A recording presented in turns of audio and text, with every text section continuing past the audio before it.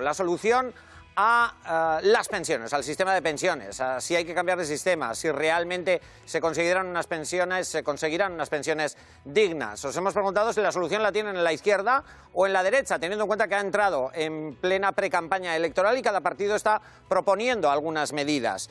Saludo a una persona que nos puede dar su punto de vista y es interesante porque es alguien que ha estudiado y ha escrito sobre este tema. Ella es Miren Etxezarreta, es doctora en Economía por la Universidad Autónoma de Barcelona y la London School of Economics. Miren, arratsaldeon eta ongi etorri. Arratsaldeon, eskerrik asko. Estamos preguntando si la varita mágica la tienen en la izquierda o en la derecha. ¿Tú qué crees? ¿De dónde va a venir la solución, Miren? Yo no creo que nadie tiene una varita mágica. Yo pienso que la varita mágica consiste en la población que esté firmemente decidida a que el derecho a las pensiones se mantenga y se amplíe. Y entonces no hay varitas mágicas, hay esfuerzo de las poblaciones, como se ha hecho hasta ahora. Nunca se han tenido derechos sin haber hecho una fuerte lucha por conseguir esos derechos. Y ahora hay que hacerla para mantenerlos y mejorarlos.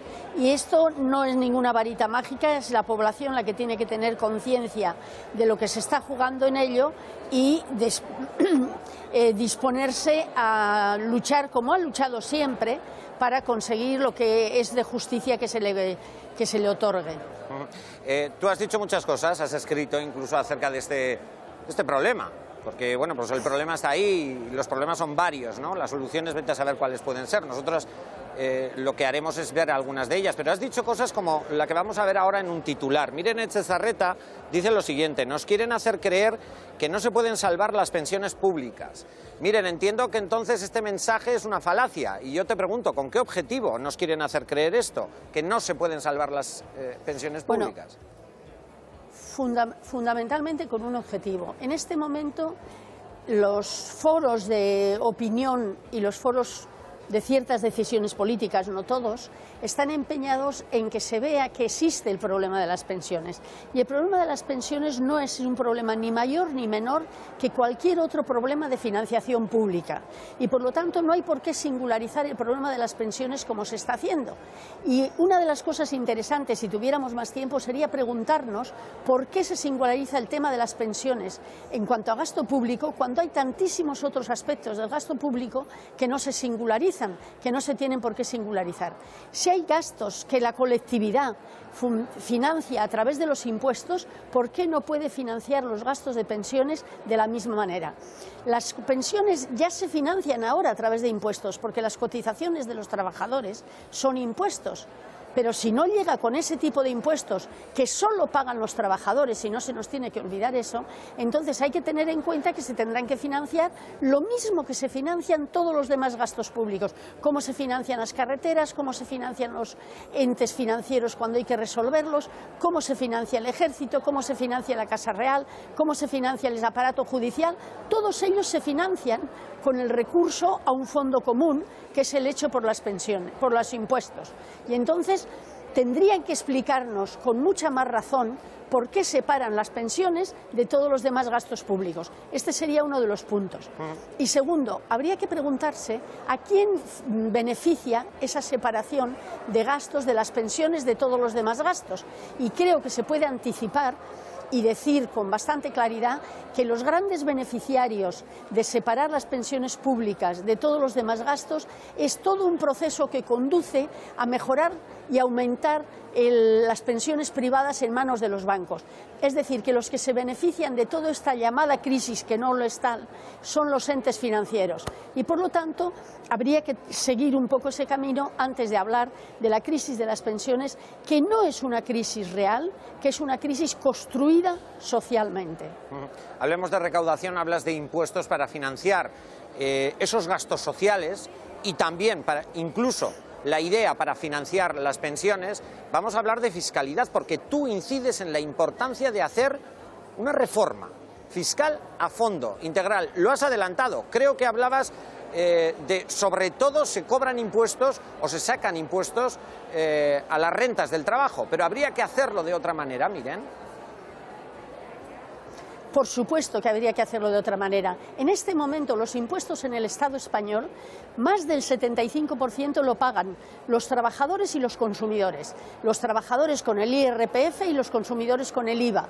Mientras que los beneficios del capital no llegan a pagar el 20% de su importe, entonces, de los impuestos, perdón.